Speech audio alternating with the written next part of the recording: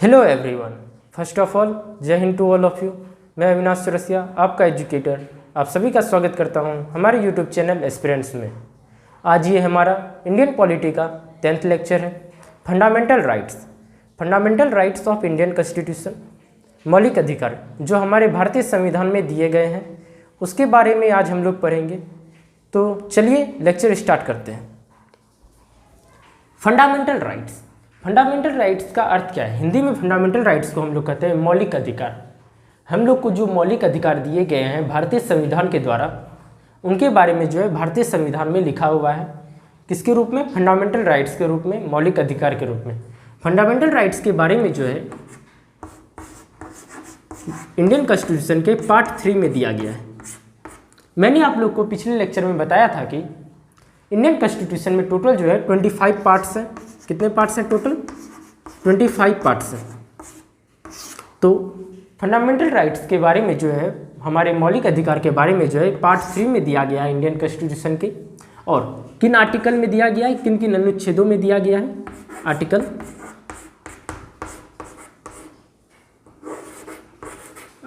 12 से लेके आर्टिकल 35 में जो है हमारे फंडामेंटल राइट्स के बारे में बताया गया है, मौलिक अधिकारों के बारे में बताया गया है।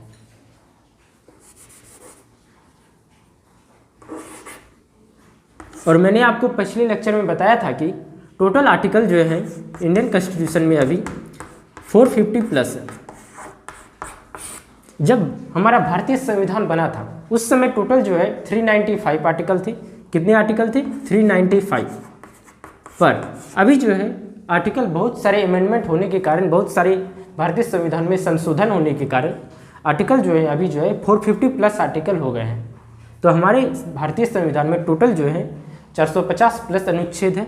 और अनुच्छेद 12 से लेकर 35 के बीच में जो है भारतीय फंडामेंटल राइट्स के बारे में बताया गया है, हमारे मौलिक अधिकार के बारे में बताया गया है। तो हम लोग जो है अब पढ़ेंगे कि मौलिक अधिकार है क्या। उससे पहले आप ये जान लीजिए जो मेन पॉइंट, जो सबसे इम्पोर्टेंट पॉइंट है कि फंडामेंटल राइट्स का कॉन्सेप्ट जो है कहाँ से लिया गया है। फंडामेंटल राइट्स का कॉन्सेप्ट जो है, concept of fundamental rights, FR से भी मैं डिनोट कर देता हूँ। Fundamental rights taken from constitution of USA.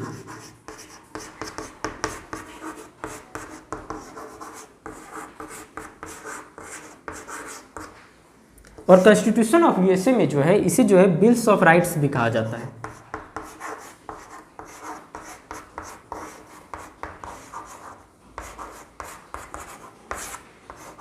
बहुत सारे एग्जाम में ये भी दिया जाता है कि फंडामेंटल राइट्स का कॉन्सेप्ट कहाँ से लिया गया है।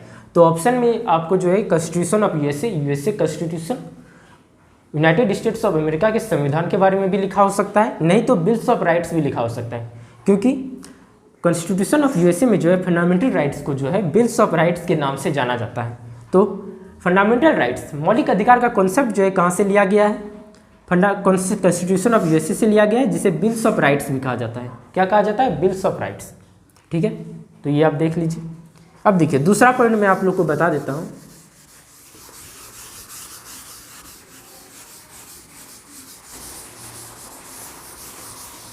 अब हम लोग जो है सेकंड पॉइंट देखते हैं।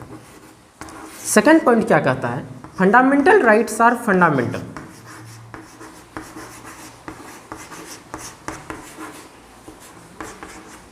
हमारे मौलिक अधिकार जो हमारे संविधान में दिए गए हैं उसे मौलिक क्यों कहा जाता है, फंडामेंटल क्यों कहा जाता है? क्योंकि भारतीय संविधान ये गारंटी देता है कि वो जो है आम लोगों का, आम नागरिक जिसे हम लोग हैं, उनका जो है जितना भी राइट्स है, जितना भी अधिकार है, उनका जो है सुरक्षा करेगा, अंत तक सुरक्षा करता रहेगा। देखिए, because fundamental rights are called fundamental because they were guaranteed as well as protected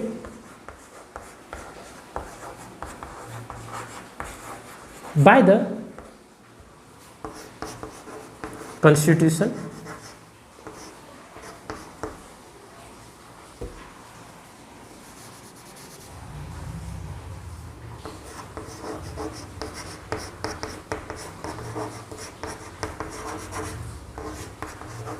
for all the citizens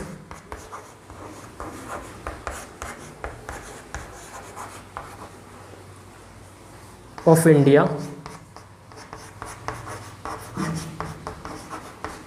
irrespective of their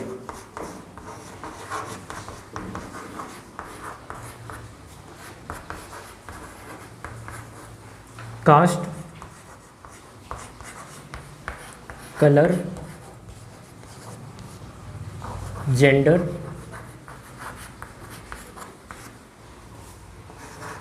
religion और place of birth.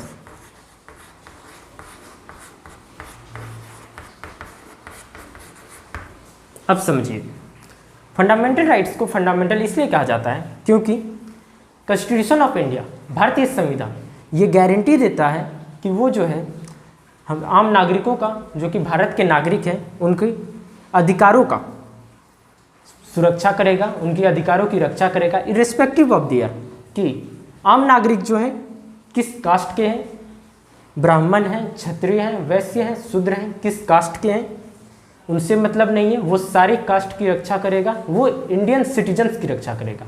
Cast determine नहीं करेगा कि कौन से कास्ट के हैं, इंडिविजुअल की रक्षा वो नहीं करेगा, वो सारे लोगों की रक्षा करेगा। ना ही वो कलर देखेगा कि जो गोरा है या काला है, वो भी नहीं करेगा। ना ही जेंडर देखेगा कि हम लोग सिर्फ मेल की रक्षा करेंगे, फीमेल की नहीं करेंगे, ऐसा भी नहीं, वो सारे की रक्षा करेगा। रिलीजियन, हिंदू, मुस्लिम, सिख, ईसाई, सारे धर्मों की रक्षा जो है भारतीय संविधान करेगा, उनके अधिकारों की रक्षा करेगा। और प्लेस ऑफ बर्थ से मतलब है कि ऐसा नहीं कर सकता है कोई ऐसा लॉ आया कि हम लोग जो है इस चीज़ में जो है इक्वल राइट जो है इस चीज़ में अधिकार किसी, जहाँ कोई गवर्नमेंट नौकरी आई, ठीक ना, सरकारी नौकरी आई, उसमें जो है भारतीय संविधान के द्वारा जो है ये लिखा गया है कि सारे को इक्वल अधिकार दिया जाएगा, प्लेस ऑफ बर्थ पे जो है अन्याय नहीं किया जाएगा, ठीक है। पर जहाँ कोई सरकारी नौकरी आई और उसमें जो है सिर्फ नॉर्थ ईस्टर्न लोगों को ही अपॉर्चुनिटी दिया गया और कहा गया कि नॉर्थ ईस्टर्न लोग ही जो है इस परीक्षा में जो है आवेदन कर सकते हैं, एप्लीकेशन भर सकते हैं। तो इससे जो है भारतीय संविधान को जो है सरासर जो है गलती मान लिया जाएगा, क्योंकि यहाँ पर लिखा गया है कि प्लेस ऑफ बर्थ के तौर पे जो है भारतीय संविधान कहता है प्लेस ऑफ बर्थ पे जो है अन्याय नहीं किया जाएगा। इसलिए जो है जो भी लॉ निकलेगा पूरे भारत के लिए निकलेगा, चाहे वो लक्षद्वीप हो या अंडमान एंड निकोबार आइलैंड हो, सब जो है भारत का पार्ट है। इसलिए जो है सारा लॉ जो है इंडिया के सारे सिटीजन्स के ऊपर लागू होगा, इंडिविजुअल किसी रीजन और रिलीजियन और कास्ट, कलर और जेंडर पे लागू नहीं होगा, ठीक है। इसलिए फंडामेंटल राइट्स को जो है फंडामेंटल कहा जाता है। अब थर्ड पॉइंट देखिए,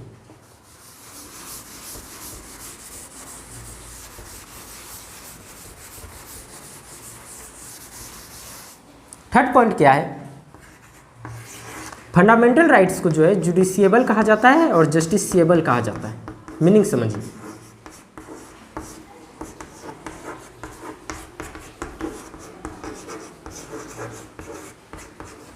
फंडामेंटल राइट्स को जुडिशिएबल और जस्टिसिएबल क्यों कहा जाता है, न्यायिक क्यों कहा जाता है, कि इसके तौर पे जो है न्याय होगा, ऐसा क्यों कहा जाता है। इसलिए ये कहा जाता है बिकॉज सिटीजन्स ऑफ इंडिया को ये राइट दिया गया है कि वो अगर कोई भी उनके मौलिक अधिकार का जो है रक्षा जो है ठीक प्रकार से देश में नहीं हो रहा है, तो वो जो है सुप्रीम कोर्ट में जो है एफआईआर दर्ज करवा सकते हैं, रिपोर्ट कर सकते हैं कि उनके जो है फंडामेंटल राइट्स का जो है वायलेशन हुआ है, ठीक है, उनके फंडामेंटल राइट्स का वायलेशन हुआ है। तो वो जो है सुप्रीम कोर्ट में डायरेक्ट जो है केस दर्ज करा सकते हैं। उन्हें लोकल कोर्ट या हाई कोर्ट में से गुजरने की कोई ज़रूरत नहीं है, वो डायरेक्ट सुप्रीम कोर्ट में जो है आवाज़ उठा सकते हैं, क्योंकि फंडामेंटल राइट्स का जो है डायरेक्ट रिलेशन जो है डायरेक्ट सुप्रीम कोर्ट से है, जो कि सबसे ऊपर है। कॉन्स्टिट्यूशन ऑफ इंडिया का जो है गार्जियन जो है सुप्रीम कोर्ट को कहा गया है, इसलिए because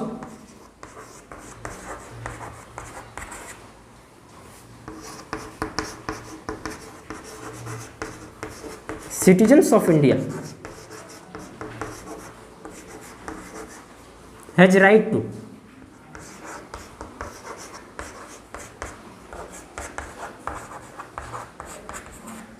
go to Supreme Court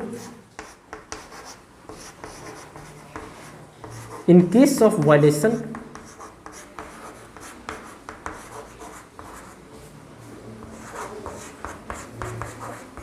of their fundamental rights.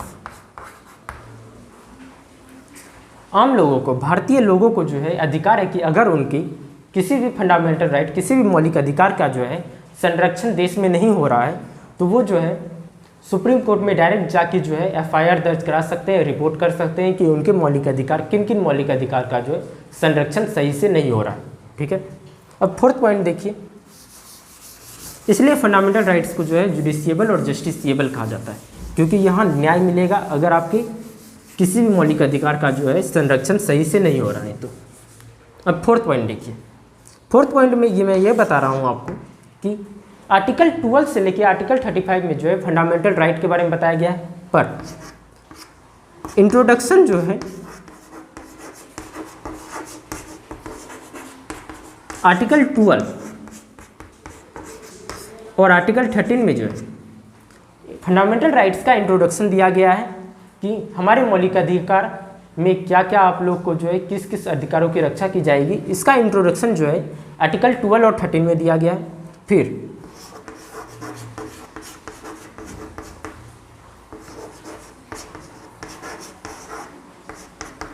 Article 33, 34 और 35, 33 to 35 में जो है कंक्लूजन दिया गया है फंडामेंटल राइट्स का। और ओरिजिनली जो है फंडामेंटल राइट्स जो है जिस बारे में आप लोग को पढ़ना है, ओरिजिनल फंडामेंटल राइट्स, वो जो है आपके आर्टिकल 14 to 32 में दिए गए हैं। पर अगर आप लोग को पूछा जाएगा कि फंडामेंटल राइट्स किन किन आर्टिकल में दिए गए हैं, तो आप लोग को लिखना है आर्टिकल 12 to 35, क्योंकि हम लोग जो है किसी भी बुक के बारे में पढ़ते हैं तो उसका पहले इंट्रोडक्शन पढ़ते हैं और उसका कंक्लूजन पढ़ते हैं।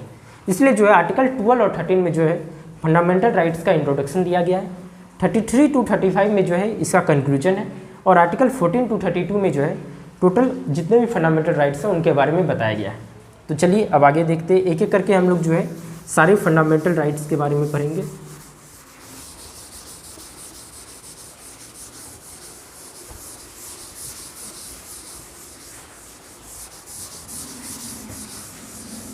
अब हम लोग देखते हैं कि कितने फंडामेंटल राइट्स जो है इंडियन कॉन्स्टिट्यूशन में है, भारतीय संविधान में कितने मौलिक अधिकार दिए गए हैं। तो मैं लिखता हूँ यहाँ पर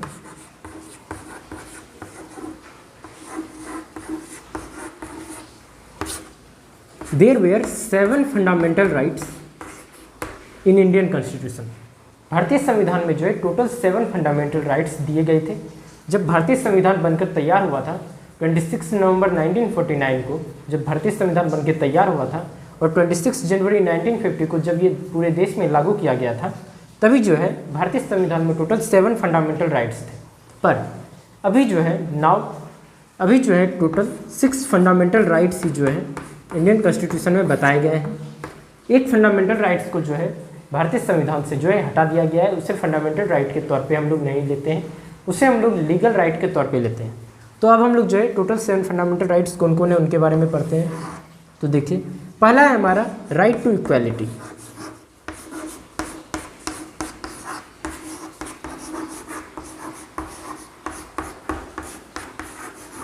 राइट टू इक्वालिटी जो है आर्टिकल 14 से लेके आर्टिकल 18 तक दिया गया है। आर्टिकल 14 to 18 में जो है राइट टू इक्वालिटी के बारे में बताया गया है। सेकंड है हमारा right to freedom.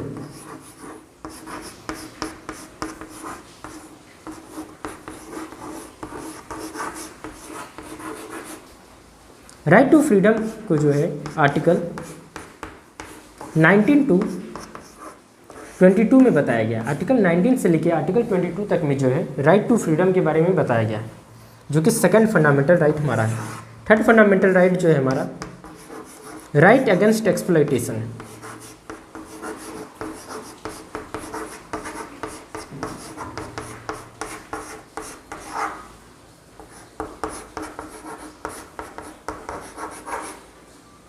Right against exploitation जो है आर्टिकल 23 to 24 में है। आर्टिकल 23 और आर्टिकल 24 में जो है right against exploitation fundamental right के बारे में बताया गया है, जो कि हमारा थर्ड फंडामेंटल राइट है। फिर जो है right to freedom of religion.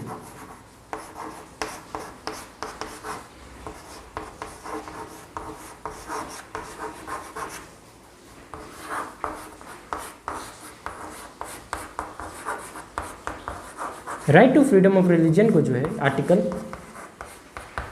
25 to 28 में बताया गया है। 25 से लेकर 28 तक में जो है right to freedom of religion, जो कि हमारा फोर्थ फंडामेंटल राइट है, उसके बारे में बताया गया है। अब हम लोग जो है 3 और फंडामेंटल राइट के बारे में देखते हैं।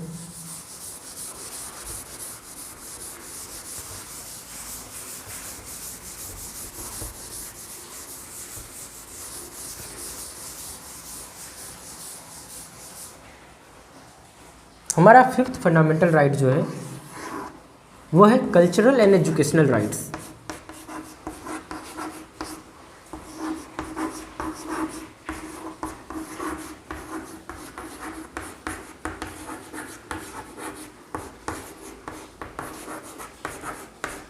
कल्चरल एंड एजुकेशनल राइट्स जो है आर्टिकल 29 और आर्टिकल 30 में बताया गया। आर्टिकल 29 टू 30 में जो है कल्चरल एंड एजुकेशनल राइट्स के बारे में बताया गया है, जो कि हमारा 5th फंडामेंटल राइट है।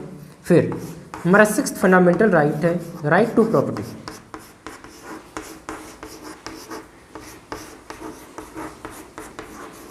राइट टू प्रॉपर्टी के बारे में जो है आर्टिकल 31 में बताया गया है, जो कि हमारा 6th फंडामेंटल राइट है। और 7th फंडामेंटल राइट जो है हमारा राइट टू कॉन्स्टिट्यूशनल रेमेडीज है।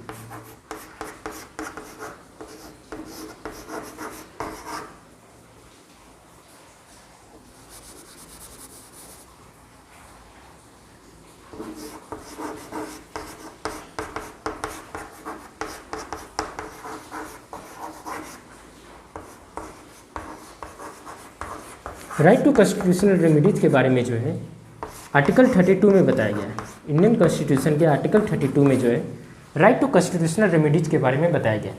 ये टोटल हमारे 7 फंडामेंटल राइट्स हैं। कौन कौन? Right to equality, right to freedom, फिर right against exploitation, right to freedom of religion, फिर कल्चरल एंड एजुकेशनल राइट्स है, फिर right to property and right to constitutional remedies. ये टोटल 7 फंडामेंटल राइट्स जब हमारा भारतीय संविधान जो है बना था उस समय टोटल 7 फंडामेंटल राइट्स थे, पर अभी जो है टोटल 6 फंडामेंटल राइट्स है। राइट टू प्रॉपर्टी जो है इसे जो है फंडामेंटल राइट के तौर पे नहीं माना जाता है, इसे फंडामेंटल राइट्स अब नहीं कहा जाता है। क्यों नहीं कहा जाता है इसे मैं बता देता हूँ।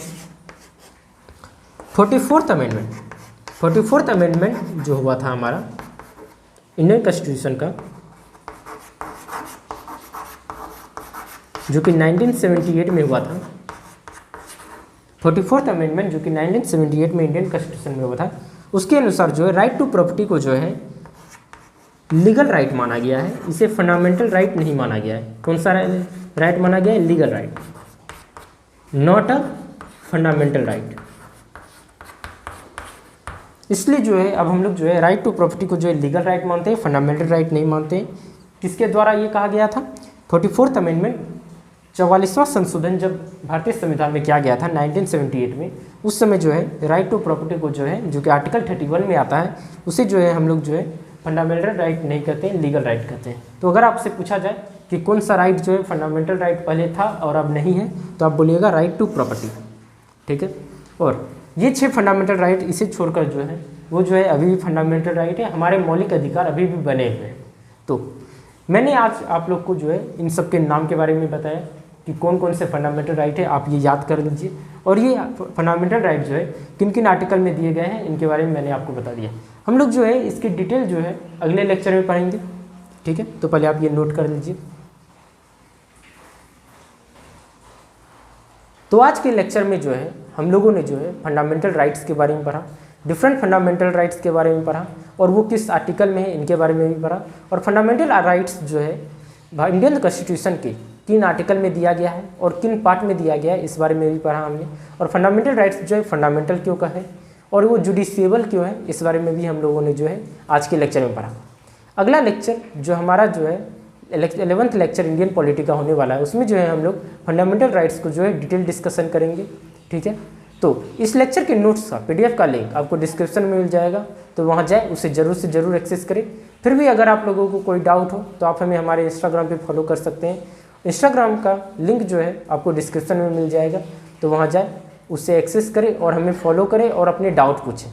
तो अगर आपको ये लेक्चर पसंद आया तो लाइक करें, अपने दोस्तों के साथ शेयर करें और सब्सक्राइब करें। और बेल आइकन को जरूर दबाएं, क्योंकि उससे जो है आपको आने वाले लेक्चर का नोटिफिकेशन मिल जाएगा। तो चलिए अगले लेक्चर में मिलते हैं। जय हिंद, जय भारत।